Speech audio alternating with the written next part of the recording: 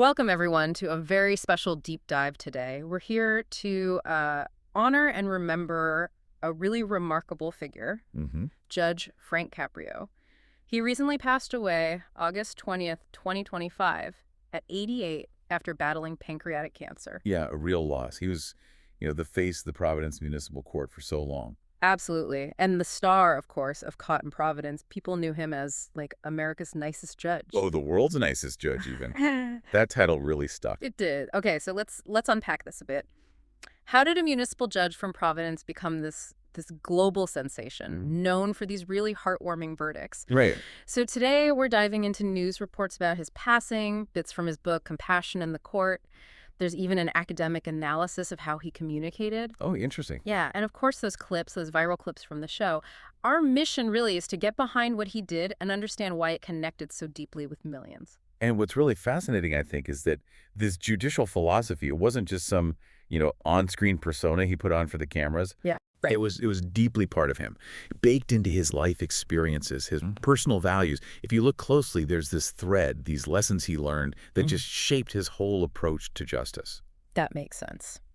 So let's start right there at the beginning. These deeply human values, this compassion, where did that actually come from? What were the roots? Well, a lot of it, it seems, stemmed directly from his immigrant heritage. His Yeah. family, grandparents, his father, Antonio Jr., they called him Tup.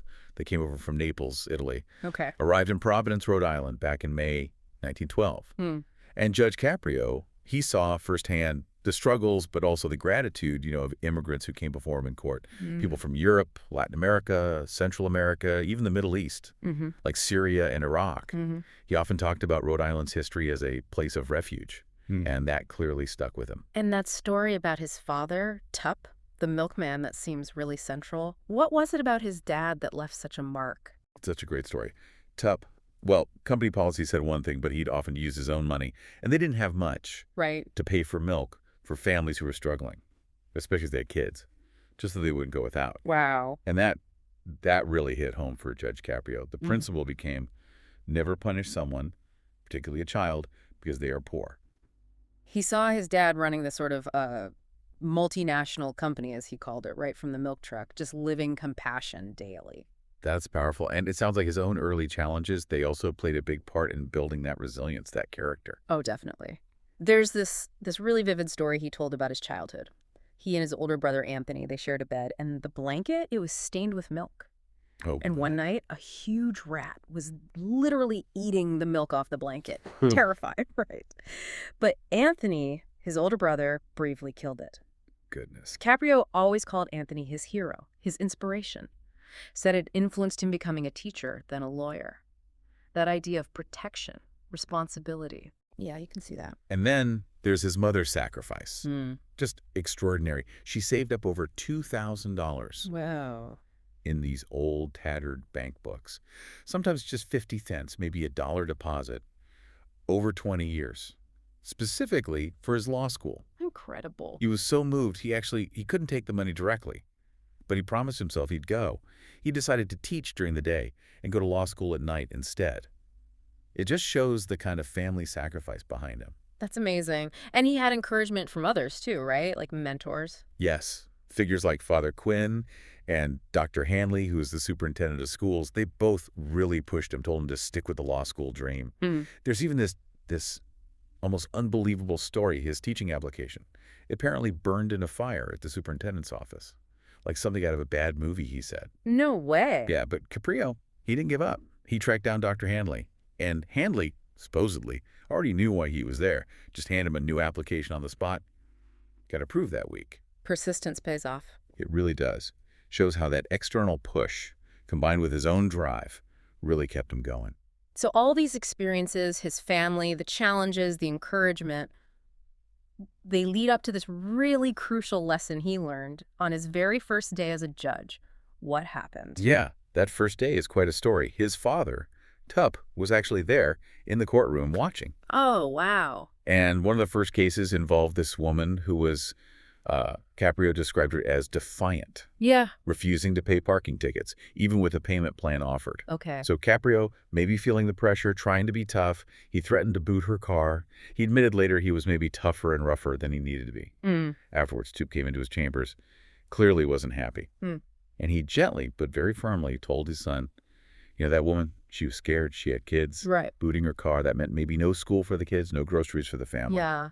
And that was the moment. Caprio said it taught him that being a judge, it was about them and their lives, not me. It just immediately set him on the right path. What a turnaround. He actually said his father, who only had an 8th grade education, taught him more about being a judge that day than 4 years of law school did. A complete recalibration right from the start. That's an incredible story. Humility, redirection, Right. there. Yeah. So, okay, that profound experience, day one, how did that shift then translate into how he actually ran his court? Yeah. How he dispensed justice over his career? It became the absolute core. His belief was, fundamentally, that laws are not written to break people's spirit or, rob them of an opportunity to get their life back on track. He was always doing this balancing act. The city needs revenue from tickets, sure, but what about the individual's rights, their welfare? That famous line. Exactly. Under my robe, I have a heart, not a badge. Yeah. He just refused to be, just a cog in the machine generating revenue. It's a powerful philosophy, very humane. But practically speaking, how did he actually do that in court? I mean, there's pressure, legal precedent, the city budget. What was his specific take on compassion that let him navigate that? Well, he saw compassion as something you learn, a learned trait, not something you're just born with. Interesting. It meant actively putting yourself in the shoes of the person you were facing and really asking, what would help here? Okay. And he made this really clear distinction. Empathy, he said, that's feeling someone else's pain. Compassion, though, that's being motivated to act on that feeling. Ah, the action part. Precisely. He said he learned that distinction from his mother.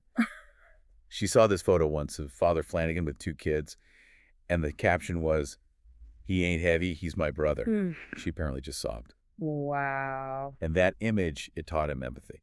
But his desire then to help those kids, to make his mother feel better, that was the next step. That was compassion, moving from feeling to doing something about it. That's a really, a nuanced and actionable way to look at it. And this philosophy, it even led to the Filomena Fund, right? That incredible story. Can you unpack that a bit? Yes, the Filomena Fund. It's amazing. It was used at the court's discretion, but it started so small. Just this single act of kindness. How did it start? A $20 check sent in by a woman named Angie Chesser from Indiana, a single mom working for minimum wage. She'd watched in Trail, caught in Providence, and just felt moved, wanted to help someone else in need. Just like that. $20 from a stranger. Just like that. And that one small act, Caprio said it triggered a tsunami of helping A others. tsunami. Wow. Donations just started pouring in, unsolicited, from literally all over the world. Right. He mentioned getting like 3 $1 bills mailed from China, Amazing. all the way up to a $1,000 check from a priest.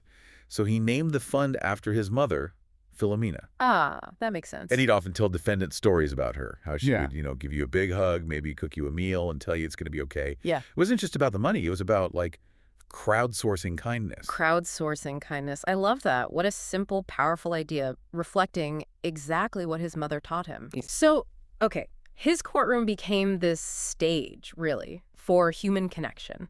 These viral moments happened all the time. When we look at those specific cases, those moments, what was the common thread?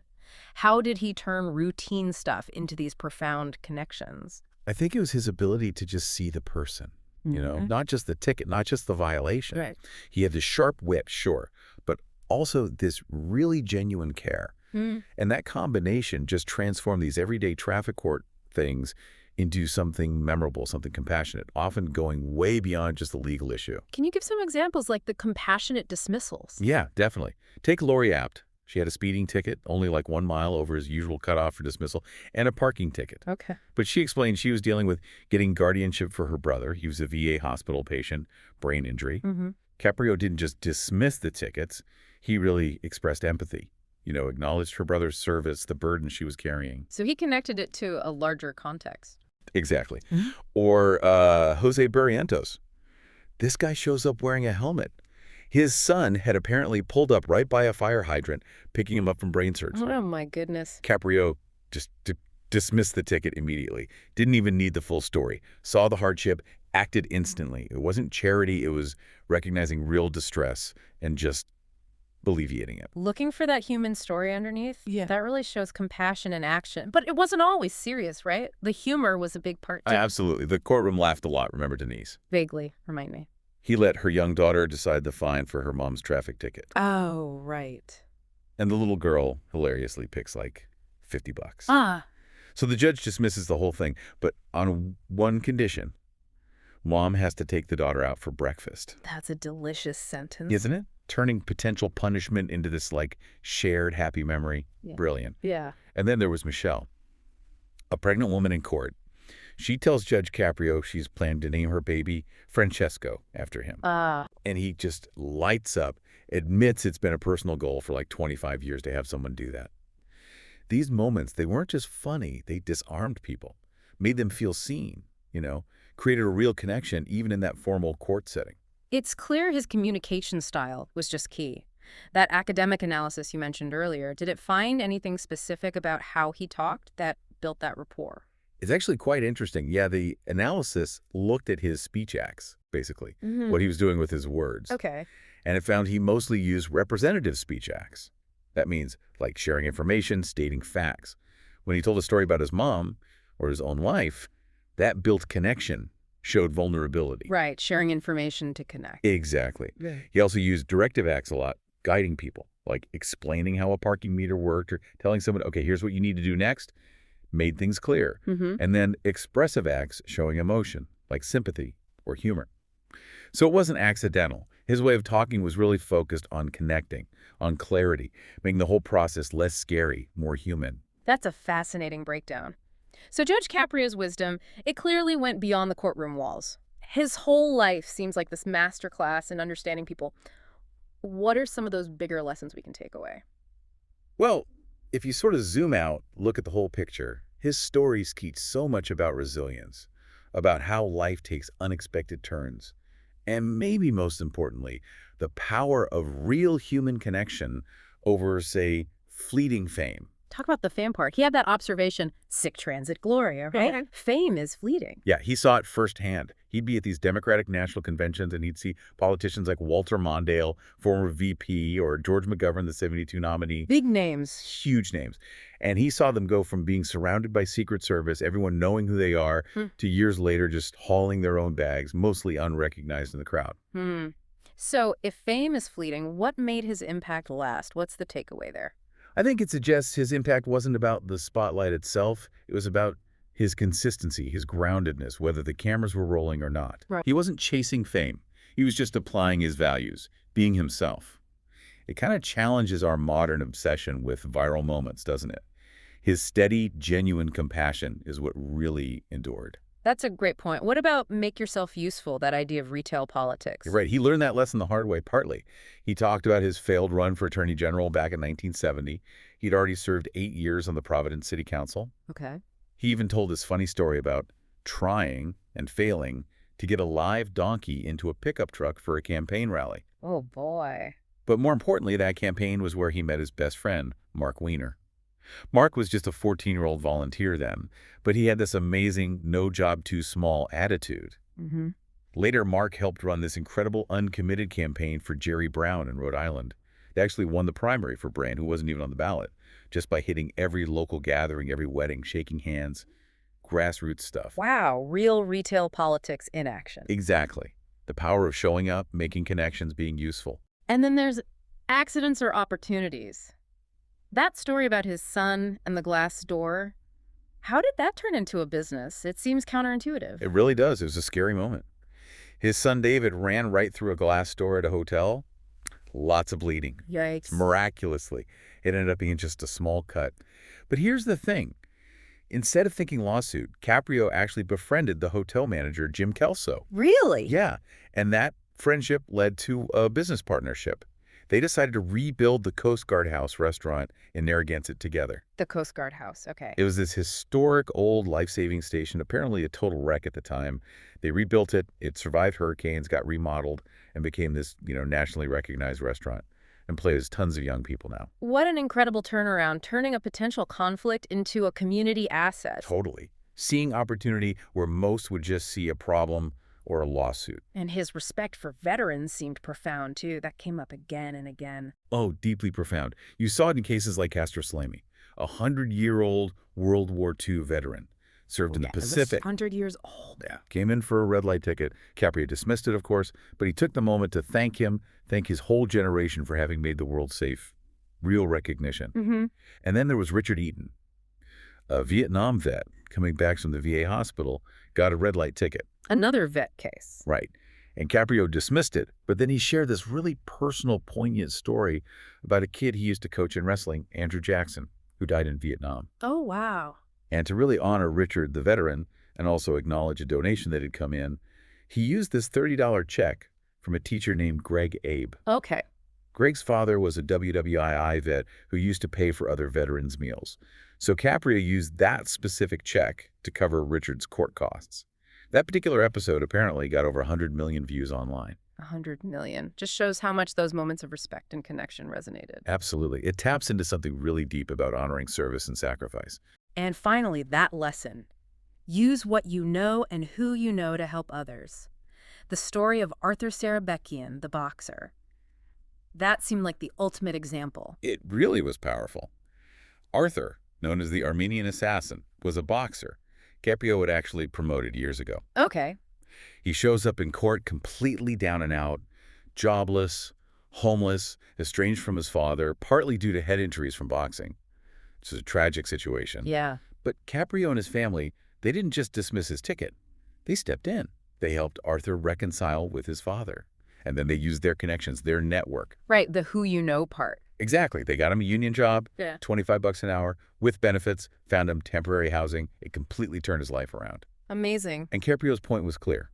If you ask for help, it is almost always available. It wasn't just about being nice. It was about actively leveraging your resources, your network, to make a profound life-changing difference for someone.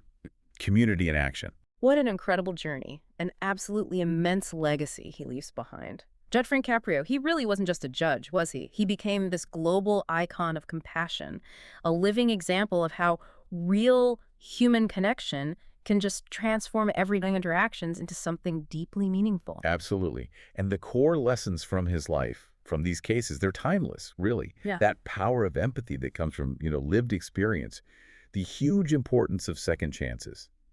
Affording dignity to every single person, no matter their situation. Mm-hmm. And that ripple effect, right? Small acts of kindness, like with the Filomena Fund, spreading outwards. Sure, his approach brought heartwarming moments, viral fame, all of that. But much more importantly, it kind of redefined justice, or at least our idea of it, for millions. Proved you can have a heart under the robe. So, as we wrap up this deep dive into Judge Caprio's life and legacy, maybe the thought to leave everyone with is this. What could shift? In our own lives, in our communities, if we tried to approach every interaction with that same mix, that blend of empathy, maybe a bit of wit, and just that genuine desire to ask, what would truly help here? It's a powerful question. It really is something to reflect on from these stories. We hope you take these lessons, maybe apply them somewhere in your own life. Always remember that value of learning and sharing what you learned. It's been a long day without you.